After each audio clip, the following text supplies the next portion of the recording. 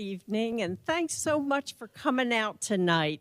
You know, it's a little bit drizzly and a little bit chilly, and we hope it warms your heart to be here with Chautauqua, because you, the audience, are the real reason that we are here. We also want to thank our volunteers for being here, and we could always use a few of your smiling faces when it comes to our summer Chautauqua. So we have a volunteer list sign up if that's what you would like to do to help us out, to warm some more hearts. Sign up and we'll give you a call when we have a need. We'd like to thank the Greenville Library for having us. And as usual, they have a nice selection back there on our topic tonight of Charlie Chaplin.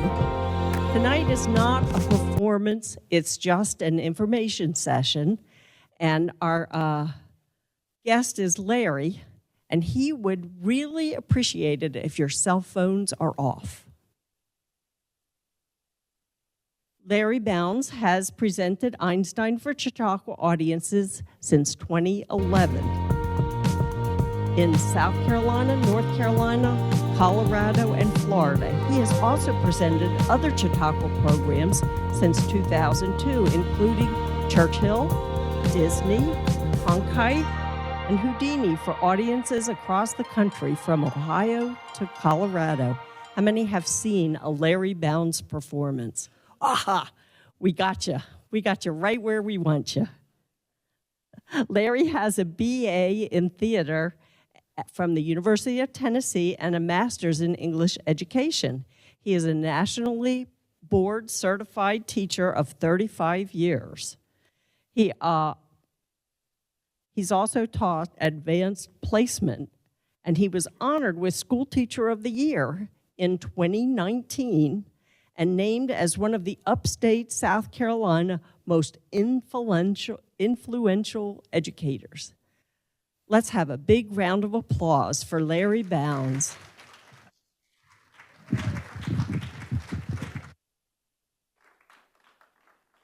Hello, ladies and gentlemen. You bet. Welcome tonight as we explore the life and loves of Charles Chaplin. Charlie Chaplin, the tramp. In fact, thinking of the lives and loves, that name may apply in more ways than one. Oh, anyway, we'll get to all of that as we take a look at the life of Charlie Chaplin. And then we're going to, as we conclude the prepared program, of course, with Chautauqua, we will then open the floor for questions. And any questions you have, I will endeavor my best to answer questions that have come up so that you can learn all you want to learn prior to Charlie Chaplin himself coming, or our Chautauqua form of Charlie Chaplin, coming in February for our winter Chautauqua, played by Jeremy Meyer. Jeremy Meyer is the fellow that you saw doing Robert Kennedy and also Steve Jobs. And he'll be coming in for, I think, his first national performance as Charlie Chaplin during the winter Chautauqua. So be sure to check that out. So as we proceed with Charlie Chaplin, let's start with his parents. To the left is his father, Charles Spencer Chaplin Sr. Charlie Chaplin is Charles Spencer Chaplin Jr. His father was a song and dance man. Now, Charles Chaplin's father was a butcher. So he did not get raised in a theatrical family, but Charlie Chaplin will definitely be raised in a theatrical family. His father achieved his greatest success in the 1890s. He even toured America. He had a big, you can probably just see it, "The Girl Was Young and Pretty" is a song he did. The song sheets were a top-selling song sheet in America back in the middle of the 1890s. And he was quite successful, though, because of a reliance upon drink. By 1900, he had performed his very last show, and he's going to die in 1901 at the age of 38 of a cirrhosis of the liver. Yeah. So he dies relatively young. he will play an important part, if somewhat scattered, in the life of young Charlie Chaplin growing up. Beside him, of course, is Charlie Chaplin's mother. And Charlie Chaplin had a much closer relationship with his mother than he did with his father. Her name was Hannah Hill, though she went by the stage name of Lily Harley. She was known for her petite beauty, her lovely voice, her energy, and she was also a singer and a dancer. She performed starting at the age of 16. Her father was also not in show business. He was a bricklayer.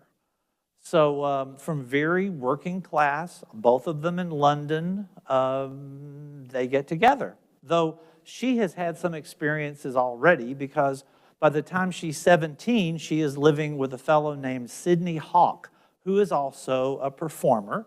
In fact, Sidney takes her off on an exotic tour of South Africa. Now, she's 17 at the time. She tours South Africa. Apparently, they run out of money. It may be hard for them to get home. So according to several biographers, Sidney comes up with a surefire way to make enough money for them to get back to England. He basically prostitutes his girlfriend.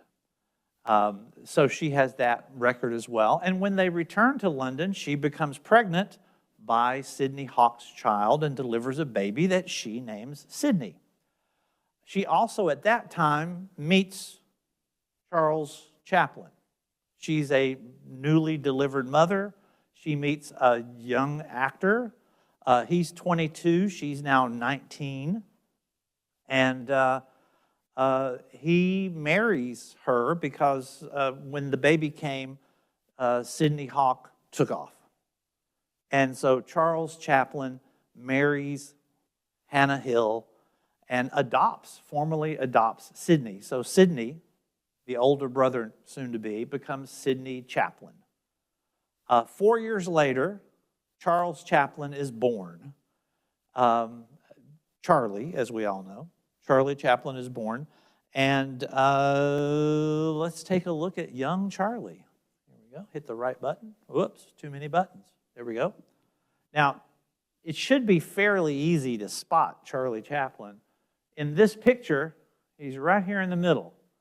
Notice how he's the only one in the picture whose face is turned in a different direction.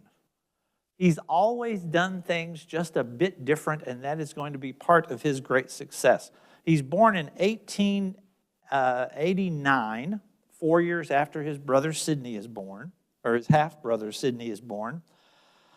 By 1891, his father has abandoned them. So Charles Chaplin leaves the family, 1891. The mother has been having recurrent bouts of illness that most modern scholars think is the result of Victorian age's #1 disease, which was syphilis. And it could be that she has suffered from an infection that, of course, affects the brain as it matures. So here he is at the age of 2. His father is gone. In 1892, when he's 3 years old, he and his mother and his brother Sidney live with Hannah's sister, Kate. She is also a song and dance young lady who works under the name of Kitty Fairdale. And Kitty Fairdale, about the same time that Charles is going to have his biggest career moves, Charles Chaplin is actually going to even be invited to go to America and tour in America. The sister, Kitty, invites the family to live with her, and one of her most popular songs is actually a song that was written for her by Hannah, her sister. And so this becomes a nice little family unit, but very briefly. There is a story in 1894 when Charlie is only 5 years old that he is backstage watching his mother perform when his mother's voice goes. Laryngitis, overuse, she loses her voice on stage. She's stuck. spotlights on her. What does she do? 5-year-old Charlie comes out onto the stage, takes her place, imitates her with the cracky, scratchy voice, gets a laugh from the audience, and then goes in with his childhood voice and sings the song and carries the day and gets the applause and goes off. At that early age, able to save his mom from disgrace, from embarrassment. I was very impressed when I heard about that. In 1896, he is 7 years old. And for the first time, as in this picture also in 1897, he's in a workhouse in central London. His mother, who is showing increasing signs of mental frailty, has been hospitalized. He and his older brother, who at this time would be 11, are both placed into the workhouse. Now, in London, in all of England, they had a workhouse system. If you can't support yourself, if you can't take care of yourself, you can get public housing. By the Victorian age, it wasn't someone's house where a few people stayed almost like a bed and breakfast. It was more an institutionalized. In his case, he was in the central London, it was called Lambeth New Workhouse on Renfrew Road. And he would have attended classes at the Central London District School for Paupers. He actually attended classes there for some 18 months. It was the longest stretch of education. Basically, they taught students how to read. And then they put them to work. They would have 3 meals a day, mostly so many ounces of bread, so many ounces of boiled meat. If you were over the age of 6, a pint of beer, and that was the standard food at the workhouse. And they would work most of the day. The idea of the work was their work would be paying for their room and board. They did, since he had a natural father who was living, they did appeal to Charles Sr. to get him and his brother out of the workhouse. 7 and 11 years old, it would cost the father 15 shillings, which is 3/4 of a pound. Now, that doesn't sound like a whole lot.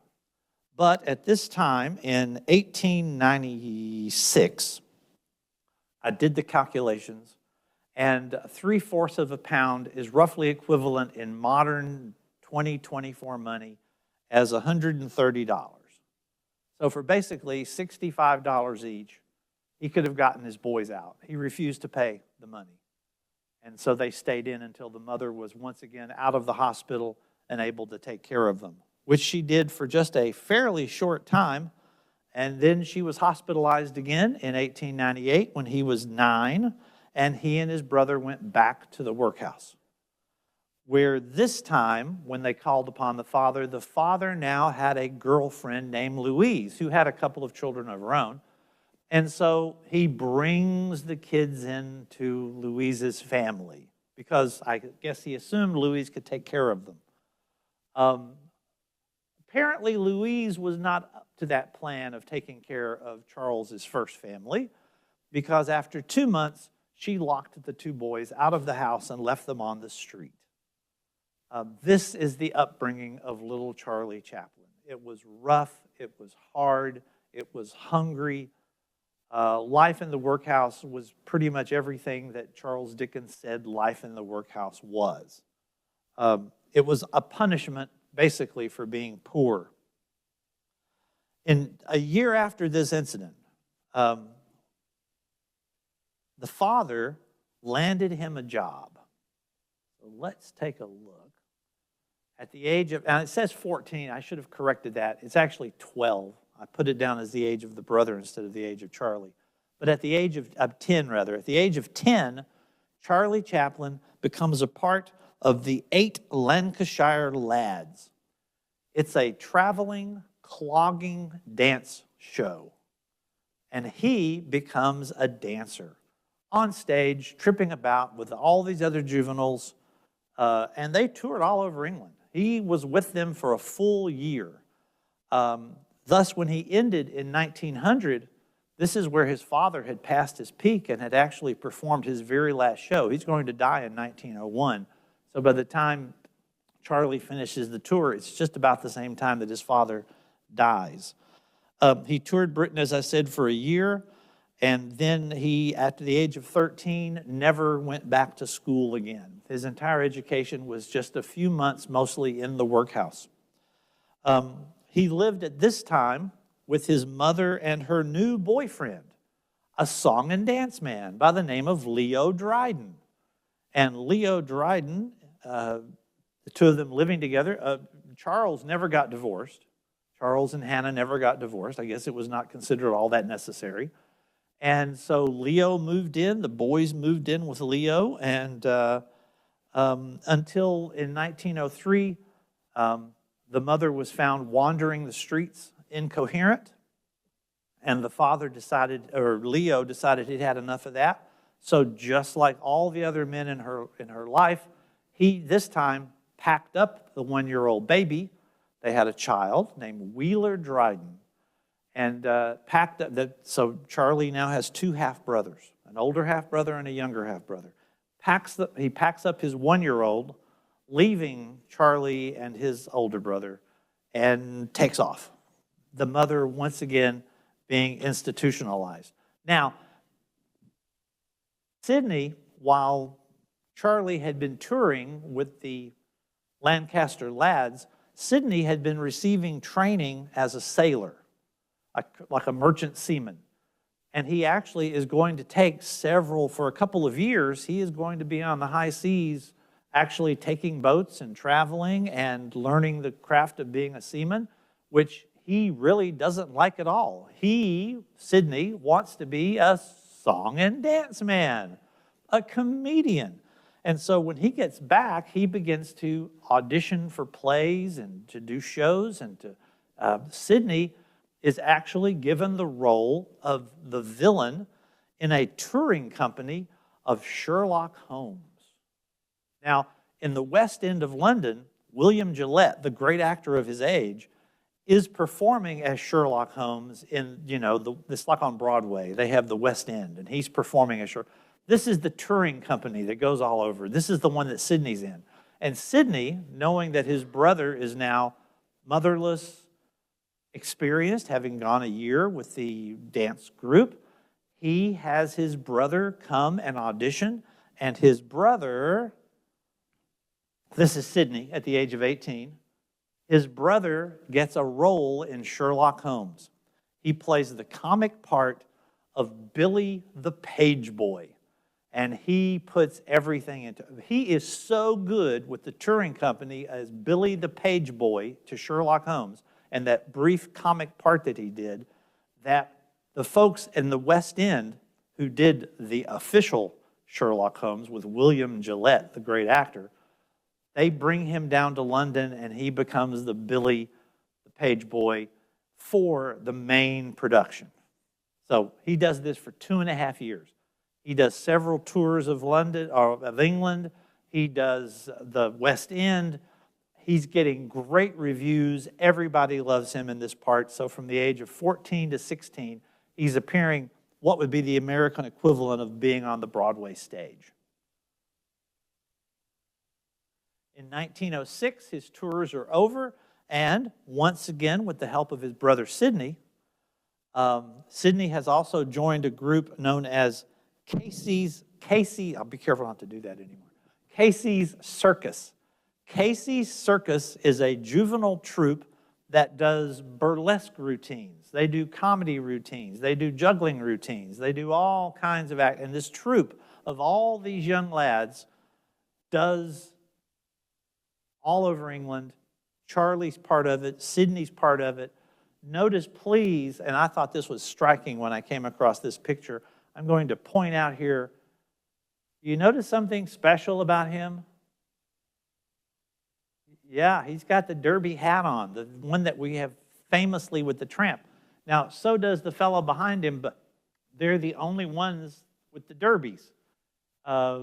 Certainly, he had his experience with the derby hat. He is going to travel with them for a full year doing these burlesque routines. he becomes a star of this circus show. His comedy routines, his pratfalls, all the things he does, here he is, the age of 16 and 17, becoming increasingly experienced. The brother moves, when he gets older, the brother moves on from Casey Circus and joins the premier comedy troupe in England at the time. And that is Carnos. Carnos London Comedians, a traveling troupe of comedians. And because Sydney breaks the way, makes the way there, and Sydney is the star of the Carnos Comedians, he says, I have a little brother. I would like to bring him into Carnos, get him away from the circus thing that we both did and bring him in here to Carnos. Notice in this clipping that I have on the board, if you can see it, notice who they are featuring in this. For 3 years, 2.5 years actually, he is going to appear with Carnos, and in this advertisement, they're advertising Charles Chaplin as he is. Charles Chaplin as Archibald with the mustache and the hair down. And so with Charles Chaplin very quickly becomes the star of Carnos. Now, Carnos takes a 1.5-year tour of the United States. And then they return to London and they do a tour of England. And then they come back to the United States. Now, by this time, Charlie is 21 years old. For 14 years, he has been singing and dancing and doing comedy on the stages, literally across America and across England, the United Kingdom. Next up, at the age of 21 in 1913, 6 months into his tour of America, he decides it's time to leave Carnos. He's been offered a job with Keystone Studios, home of the Keystone Cops. Notice they tried him as a Keystone Cop. He did not make it as a Keystone Cop. Max Stinnett thought that he was by far too young. He was, by this time almost 24. He was too young looking to be a Keystone Cop. And the picture on the left is Charles Chaplin on the left side in his very first movie. It's called Making a Living. Charlie Chaplin hated his performance in this very first movie. He said he was stiff. He looked like he was trying to remember his lines. Now remember, this movie is, 8 minutes long. This was 1913. The art of film is just developing. He's right there in the forefront playing this mustachioed, top-hatted character, but he doesn't like it. He's uncomfortable with it.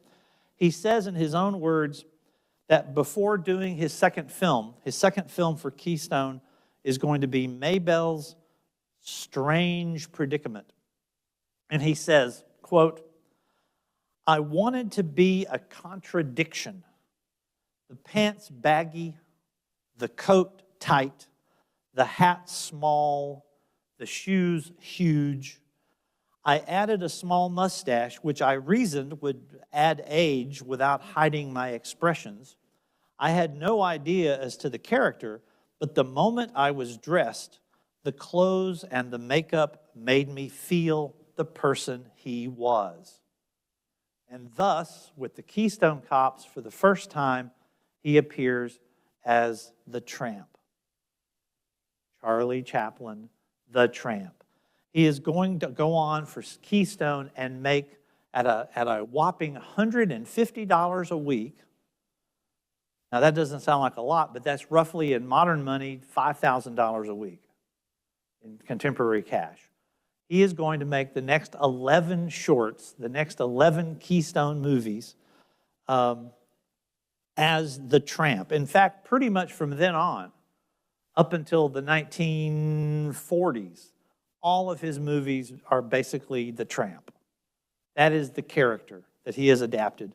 You see him in the classic Tramp, and you recognize him on the right in the Tramp, that picture as well. Guess who the other fellow is?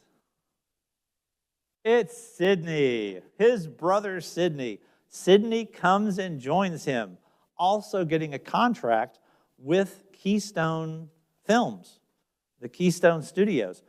He creates a character called Goosel. Goosel is a guzzler. Goosel is a drinker.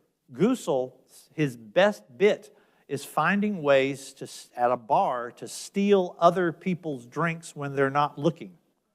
He's also a notorious flirt character. And his wife is always watching from a distance to give him scornful looks when she catches him flirting with every single female on the film. This character, because you can tell from the picture, he's so attractive. Goosel the Guzzler. Goosel will go on to star in a series of his own movies. And Goosel, one of his movies, the one called A Submarine Pirate, where a fellow develops a plan to use a submarine to steal a ship full of gold, where his appearance in that film, as the star of that film for Sidney Chaplin, it is the second highest earning film ever made by the Keystone Studios. So he's very successful as an actor on his own. Charlie, on the other hand, continued with those 11 films, and Charlie making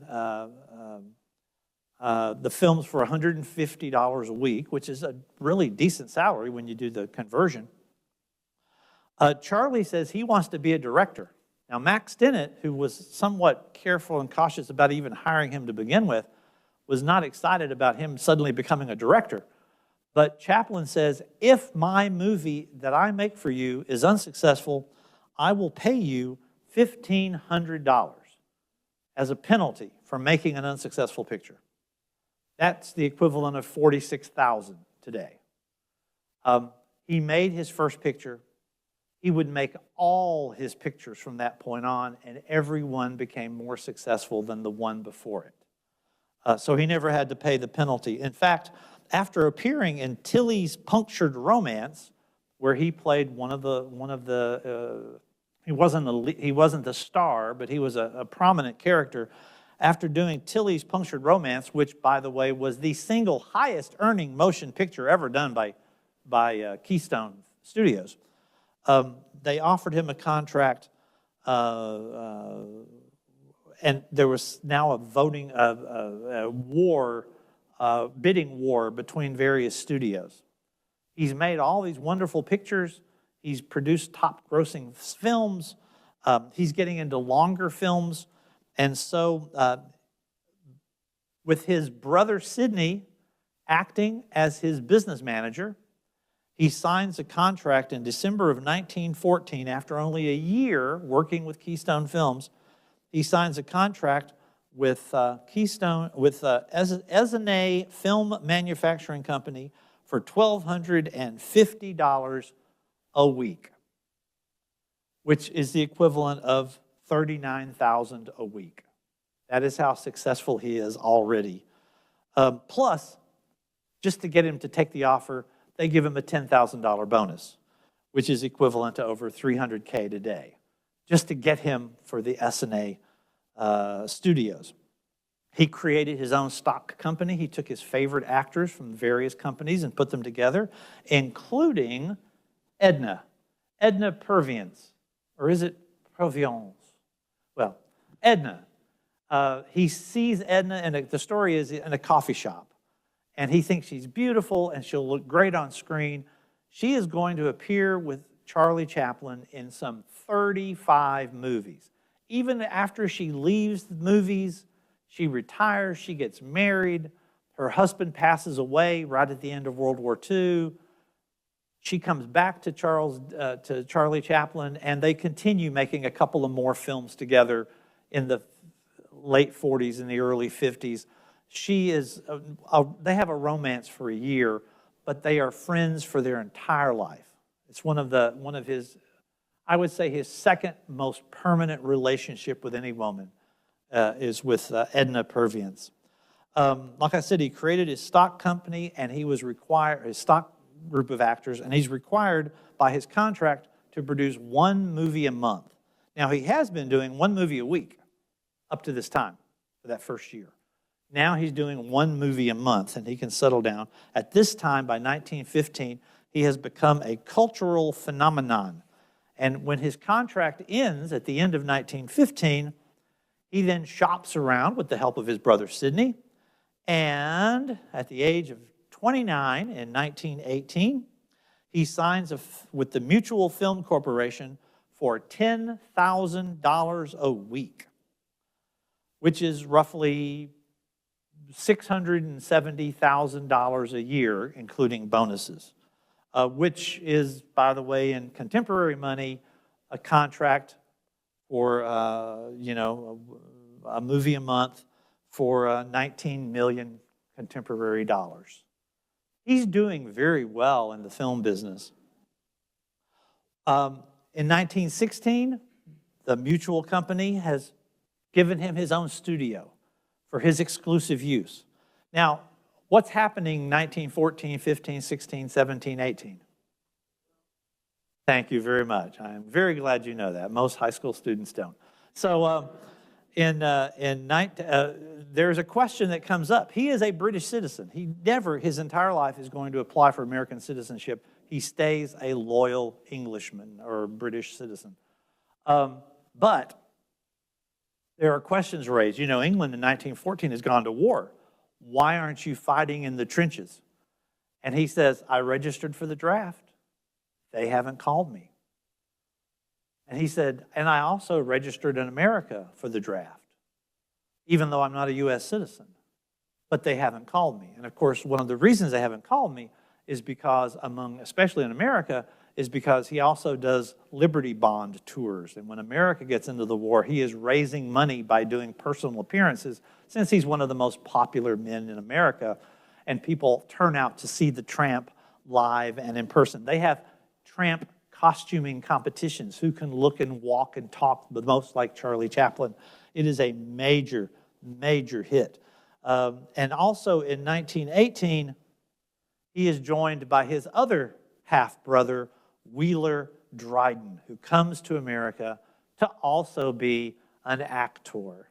He will not only be an actor, he will become very interested in becoming a director. He will work at his brother Charlie's side as a film director, and will go on to be the assistant director in some of Charlie Chaplin's greatest productions in later years. When eventually Charlie Chaplin leaves America, it'll be his brother Wheeler who closes out his studio in America, his home in Beverly Hills, all his company, his property, everything. All that is turned over to Wheeler Dryden. And we'll talk more about him as he comes up. But he also appears in the movies as an actor as well as a director. So the family is back together.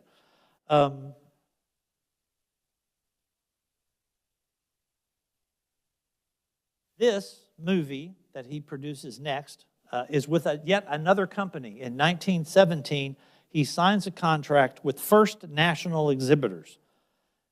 This is a $1 million contract that he signs, which is equivalent to $25 million today. And the contract simply says, at whatever timeline you want, we want to get 8 motion pictures. You give us 8 motion pictures, you get $1 million. And so he begins to work on those.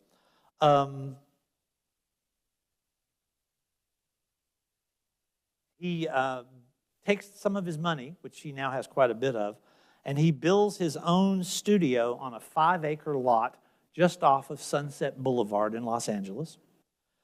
And he produces this movie, A Dog's Life, which is about a fellow who finds a dog and all the things that happen and the heroic efforts and all this to protect the dog and become man's best friend and all that, and the pretty girl and all that. That's Edna, by the way. He's doing another movie with Charlie. The Dog's Life is the first film ever made that had a box office of more than $1 million. So he's making his money back for the companies, for the companies. He then, after having made a couple of the movies on his 8-movie contract, decides he would like even more freedom to make movies. He still has to finish his 8-movie contract. He has 6 movies to go. But he teams up with some buddies of his. Now, for those of you who may not recognize them right off the bat, the first one is America's Greatest Action Hero. Anybody know who that is? No. It's Douglas Fairbanks. Douglas Fairbanks. And next to him is his wife, America's Sweetheart. There you go, Mary Pickford. And then, of course, there's Charlie Chaplin as the tramp.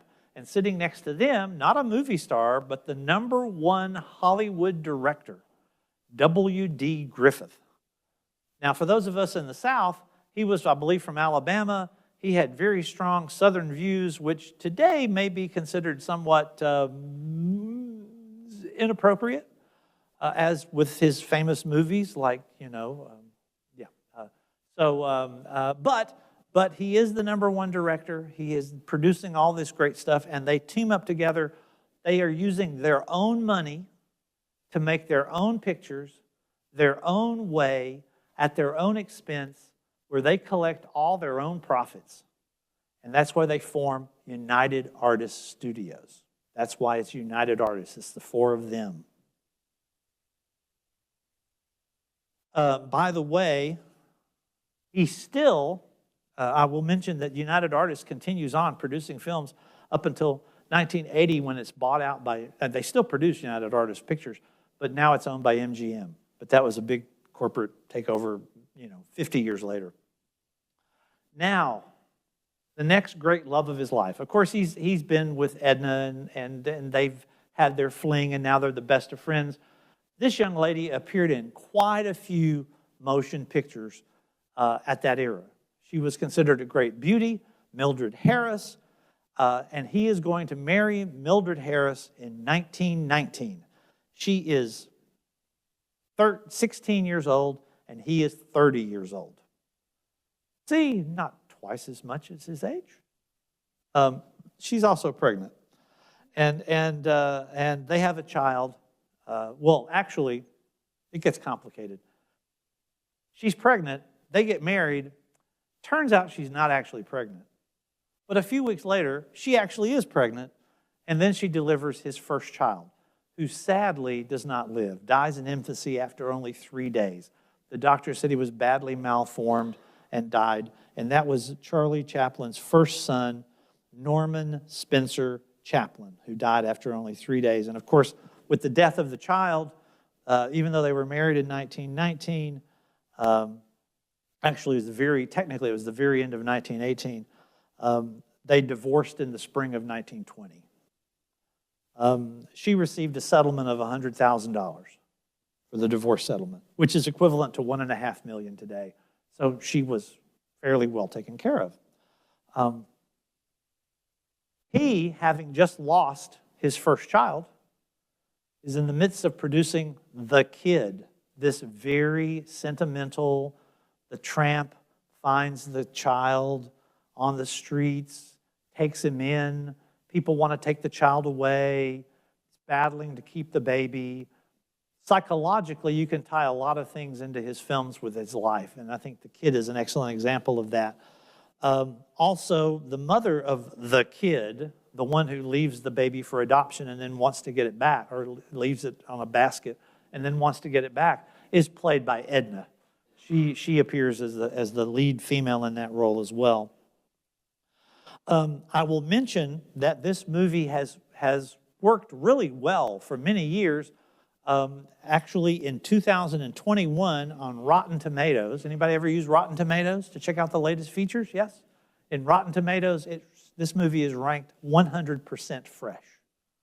This is one of their top-rated movies of all the movies made, is The Kid. So if you have a chance to check it out, because these movies have long since passed into public domain, right? Okay. Charlie Chaplin takes a break from America, returns to England because he wants to churn out 6 pictures to finish his contract with First National, and he does that. And then he returns with United Artists to make his next great picture, A Woman of Paris. Anyone ever heard of A Woman of Paris? Yeah, nobody liked it in his day either. It wasn't a comedy, it was a romantic drama. And people went, well, where's the guy in the tramp suit? he wasn't in that one. He did a serious film. You know, he's a filmmaker.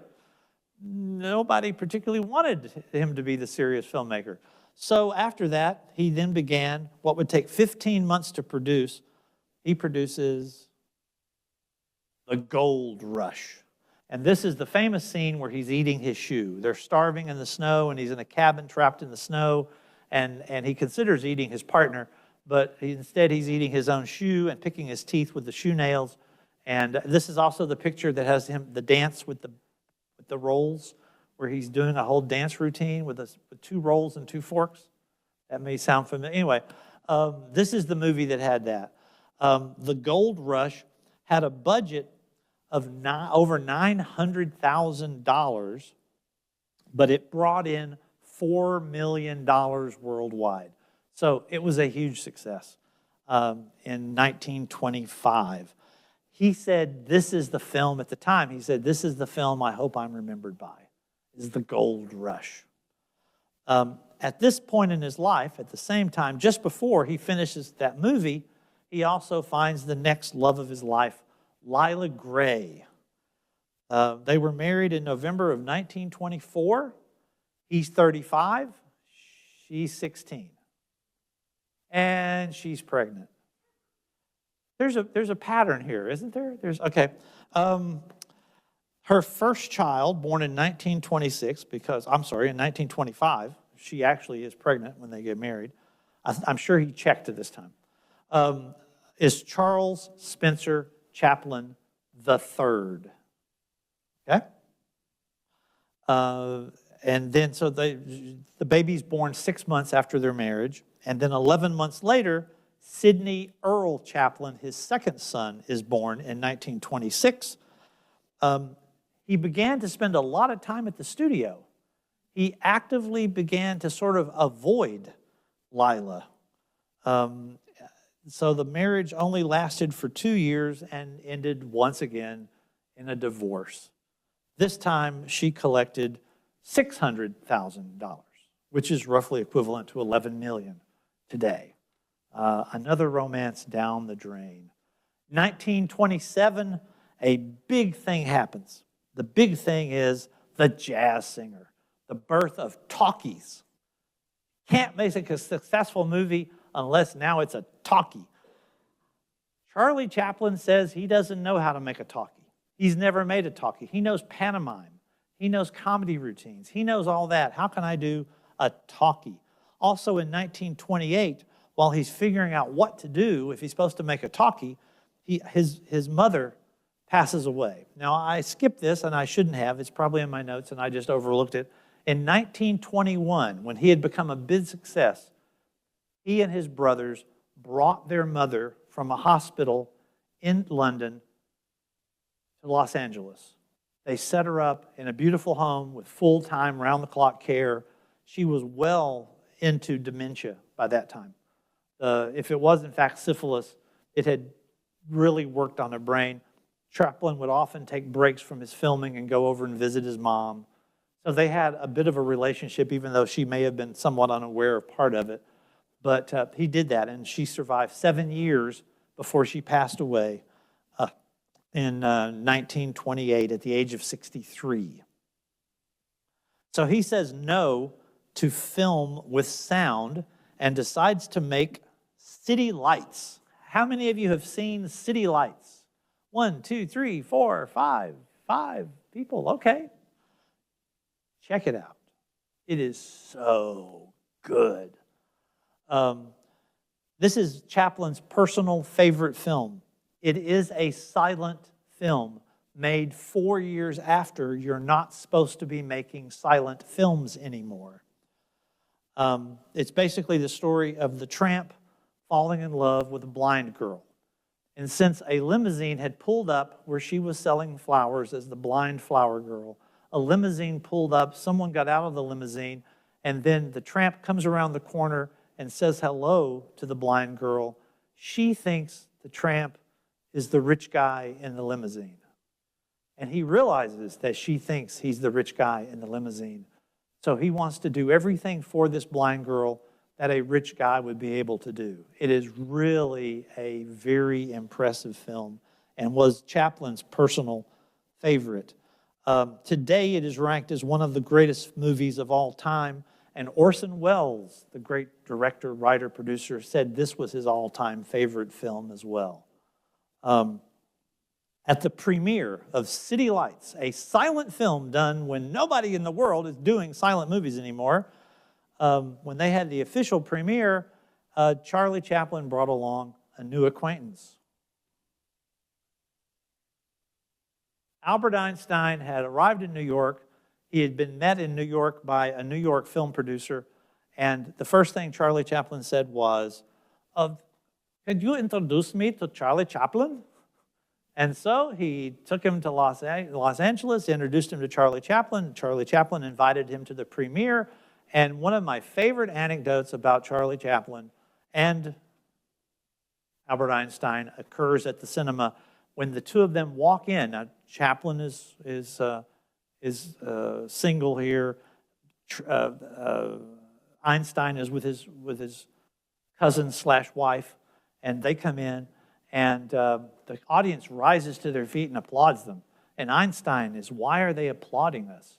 And Charlie Chaplin's quote is, "They are applauding me because they all understand me, and they're applauding you because nobody understands you."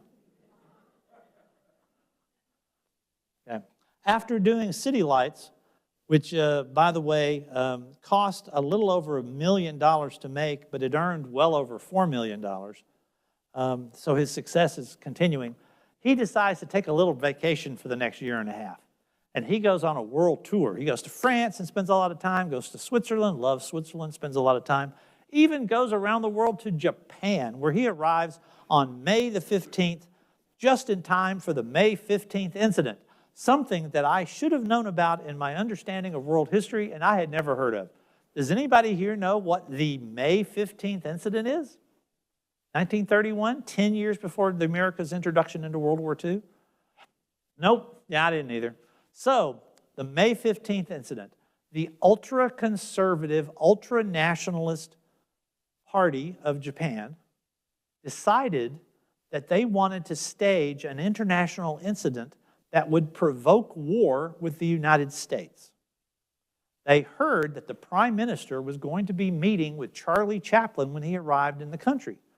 So their plan, held by a bunch of naval, part of the ultranational party, part of them was military people, because they felt there was too much American influence on Japan. They wanted to drive all American influence, all of Western influence out of Eastern culture. And so they thought if they killed Charlie Chaplin, it would be an international incident, it would provoke America to go to war, and they could break the ties with the United States, something they would actually manage to do 10 years later, but this is 1931. The only problem was there were miscues in the communications, and they arrived too early. Charlie Chaplin had just arrived in the harbor, had not disembarked from the ship.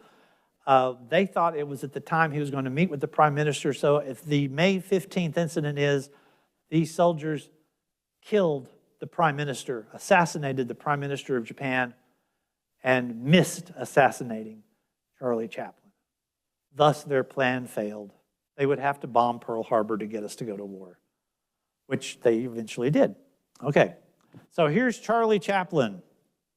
July 1932, he has met a new young actress, Paulette Goddard. Paulette Goddard, his two sons, who were raised by their mother, Lila, spent very little time as young with Charlie, just like his father spent very little time with him when he was young.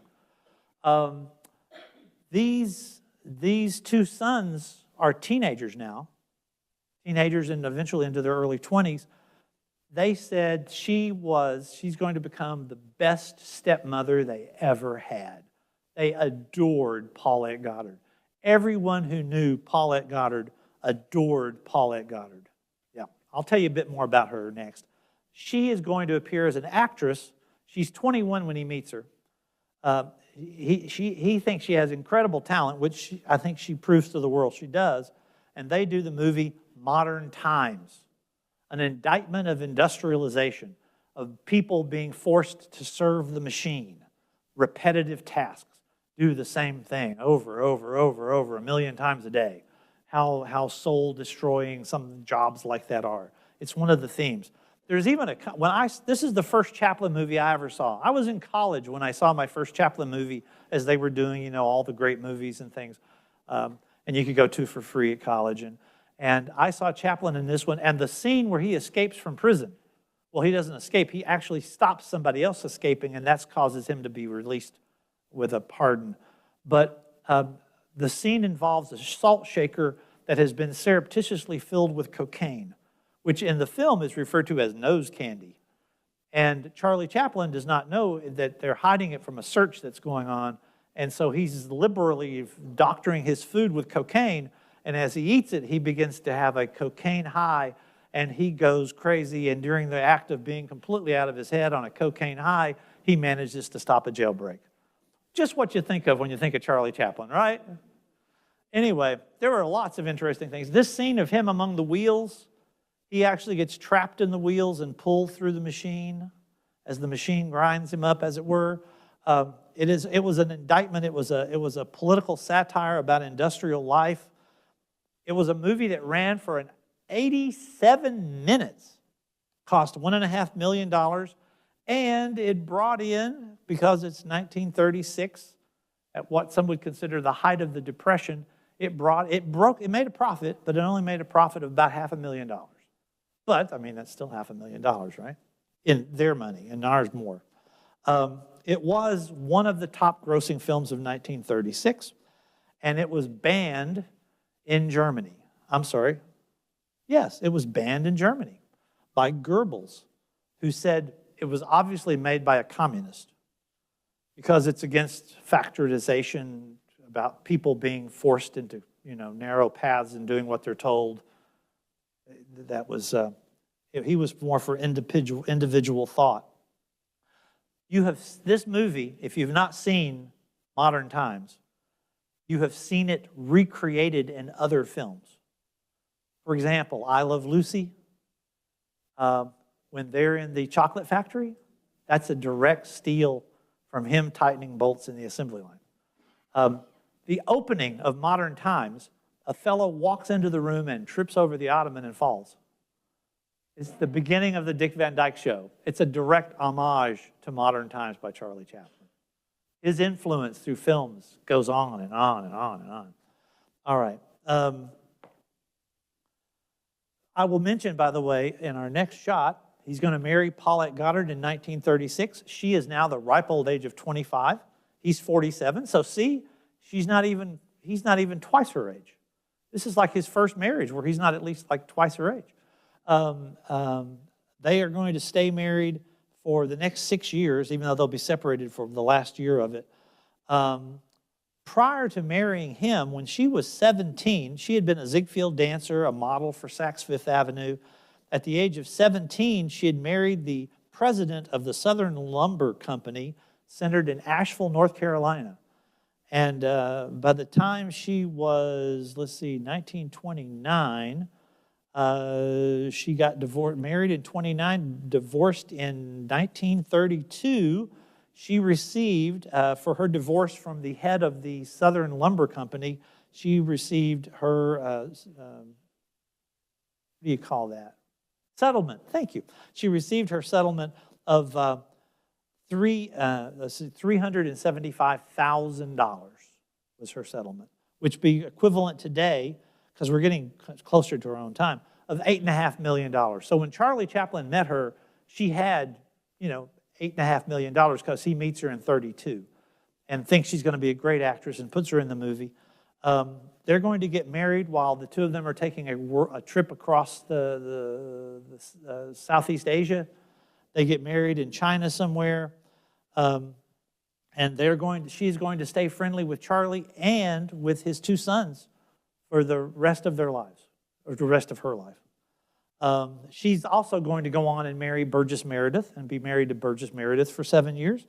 And then the fellow who wrote All Quiet on the Western Front, Eric Marie Remarque, she's going to end up marrying him and being married to him for 12 years until he died. So she had some very select husbands in her life. And I think of all his stars, she is, in some ways, the most Well, and the presence, always sparkly, always bright, always just very impressive.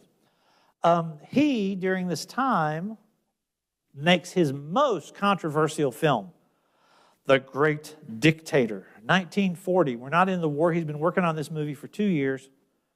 There is another movie that has been made just before this one comes out that also takes Hitler on headfirst. It was done by the Three Stooges. So this is the next take. This ballet he does with the Führer dancing the ball of the earth and having control of the world and living out his fantasy. He plays a dual role. He plays the role of the Führer, the great leader, whose name is Adenoid Hinkel. He is known as the Fooey. Instead of the Führer of Germany, he's the Fooey of Tomania. And serving as the Fooey, it's a comment on world politics. It is anti-fascist. It is a black comedy. It is a political satire. And it is his first true sound picture. He plays a double role. He plays the Fooey, and he also plays a little Jewish barber who happens to look exactly like the Fooey.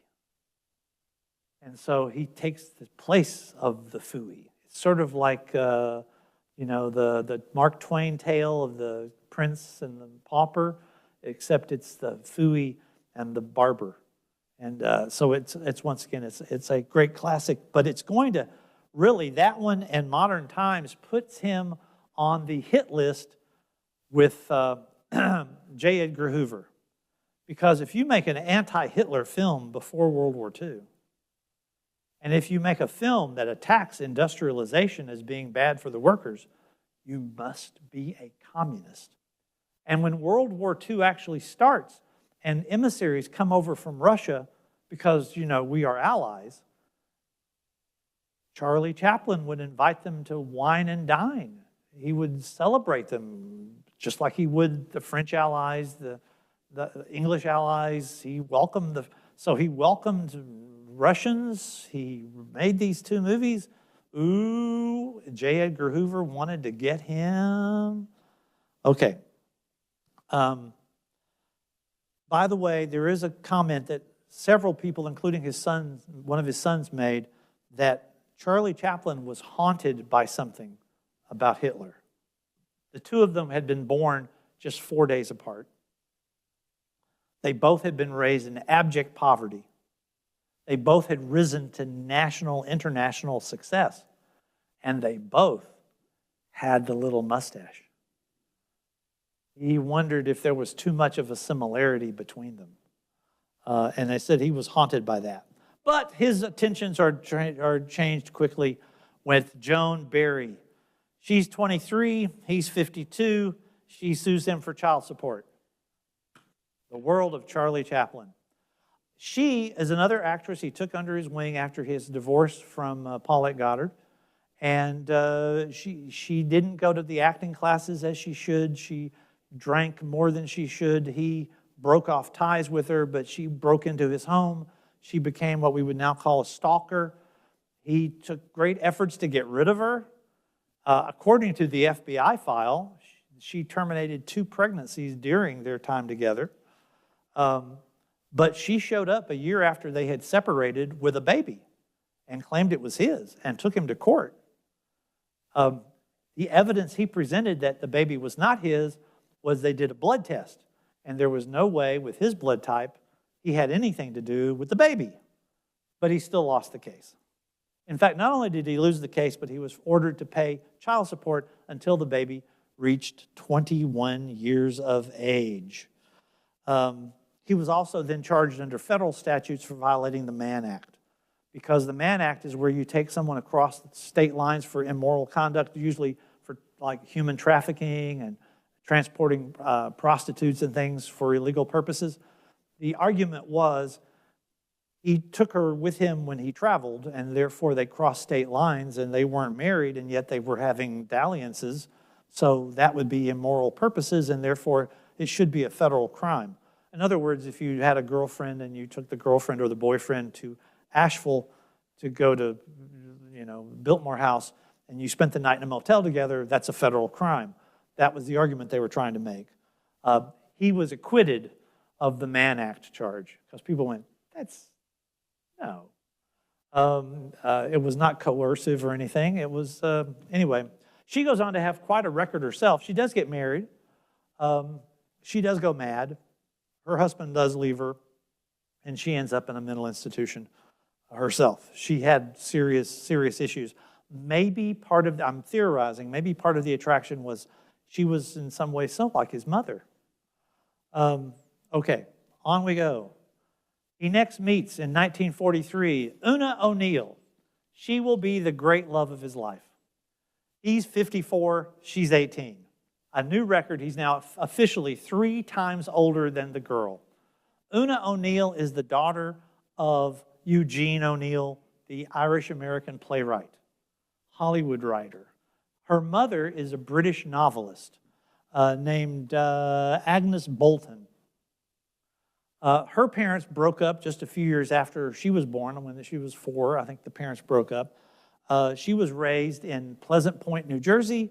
She went to the best schools. She was selected as the #1 debutante in New York by the competition held by the Storks Club. She went to Hollywood to become a star, even though her father was adamantly against her becoming an actress because he knew what went on with Hollywood with actresses. I mean, he'd been watching Charlie Chaplin, so he knew what was going on. But she goes, she tries to become a Hollywood star. She meets and falls in love with Charlie Chaplin. For 10 years, they're going to get married. They're going to live for 10 years in Beverly Hills. We're wrapping up the story here pretty quickly. They're going to live in Hollywood for 10 years. And then he moves back to London to take care of some business. She travels with him to London. They have 4 children here in the United States. When he gets to London, it's the McCarthy era. It's 1952. The federal government denies his re-entry visa. He is not allowed to come back to America officially because he must be a communist. He has some sympathies with the Communist Party, some of the ideas about people sharing and taking care of each other. If someone is sick, they should be able to be hospitalized and cared for. If their children have no family, they should have a way of getting care. You get an idea of where these radical ideas came from his own youth. But when he's not allowed to return to his country, since Una's mother is British, she then renounces her American citizenship and takes on English citizenship for the rest of her life. So they're both English citizens with English passports. They move to Switzerland. They have an estate in Ireland. They have an estate in Switzerland overlooking Lake Geneva, where they're going to live for the end of both of their natural lives. And during this time, they have children, and more children, and more children, and more children, and more children. And so here we have, at the age of 72, sitting on a bench with 6 of his 8 children with Una. He ends up with 8 children with Una, born in the 50s and into the 60s. 4 of the children were born in the 40s. I believe all of them, I looked them all up, all of them are still around, I believe. And they all have grandchildren. But he creates, and he continues on making his movies. He's going to make several other movies, some of them less well-known than the ones now. He does a movie where he's a serial killer, but a funny serial killer. He does a Limelight, the story of an aging comedian who falls in love with a younger woman and wants to make her into a star. I mean, his movies tend to reflect his life a bit. Limelight's lovely, by the way. If you haven't seen Limelight, I would highly recommend Limelight. But Charlie Chaplin basically retires, avoiding the press. He writes over a 10-year period, he writes his autobiography, which is called My Autobiography by Charlie Chaplin. And then in 1972, the Academy of Motion Picture Arts and Sciences offers him an official award, and he is allowed to re-enter America. So some of us, I remember when he did this in 1980. He's 83 years old, 1972. And the quote on his award was, "For incalculable effect that he has had in the making of motion pictures, the art form of this century." By this time, he's getting increasingly frail. He has had a few minor strokes. After this, he has a few more minor strokes. He goes to be knighted by Queen Elizabeth II. He has to be brought in a wheelchair, but he is knighted during the New Year's Honors Program with Queen Elizabeth. And then finally, on Christmas Day, 1977, he has a non-minor stroke. He has a major stroke and dies on Christmas Day, leaving his widow, Una, an estate valued at more than $100 million. He has done quite well. Now, and I love this picture I picked for my ending, saying goodbye to Charlie, but it's not quite the end, because 2 months later, he's kidnapped. See, he was buried in a small community graveyard not far from his estate. It was at the end of a dirt road. It was just the local people in the area. There was no security. He wanted to make sure his tombstone was just like everybody else's tombstones. Just another person who had lived for the last 30 years in this little village in Switzerland. And somebody went and dug him up and held him for hostage. And 3 months after that, the police were able to track down the kidnappers. Wouldn't be the body snatchers. They were able to track down the body snatchers. They found his coffin had been buried in a cornfield, and they dug up the coffin, and he was returned. The people were arrested who tried to blackmail for $500,000 to get his body back, and then he was laid to rest in a concrete reinforced tomb in that same cemetery, except this time with extra security. And 19 years later, he would be joined there by his wife, Una, who had been beside him for the last 35 years. Una passes away at the age of, Charlie dies at 88, and Una dies at the age of 66 of pancreatic cancer. And so that brings these guys to an end there. And at this point, because I know I've run longer than usual, I'm sorry, I'll open up for questions and answers about the life and loves of Charlie Chaplin. Thank you. Thank you very much, Larry, and we enjoyed that surprise ending. Anybody have a question? Ask anything. Yes, one of his granddaughters was in the movie. His oldest daughter by Una is Geraldine Chaplin, who's still alive, and Geraldine Chaplin has appeared in many movies. Yes, so absolutely. In fact, when I made the list of his 10 surviving children, because the first one died, in infancy, but of his 10 surviving children, I found out they were authors and they were actors and actresses. They created theaters. They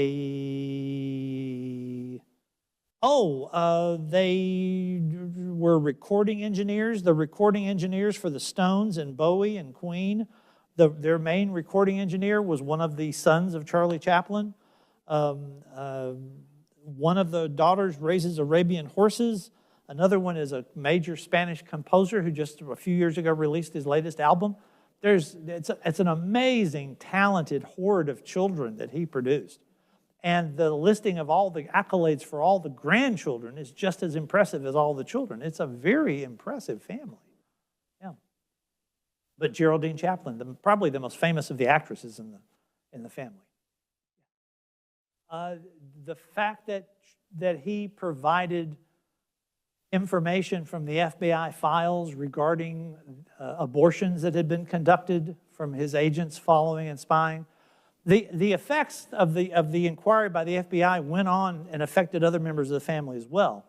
In the 1950s, when he left and was basically locked out of America, his half-brother Wheeler Dryden, whose son Spencer Dryden, founding member of Jefferson Airplane, The guy that if you ever hear, for those of us of a certain age who listen to White Rabbit or listen to, that drum solo, he was the drummer for Jefferson Airplane, and that wonderful drum roll for White Rabbit is the nephew of Charlie Chaplin who did that.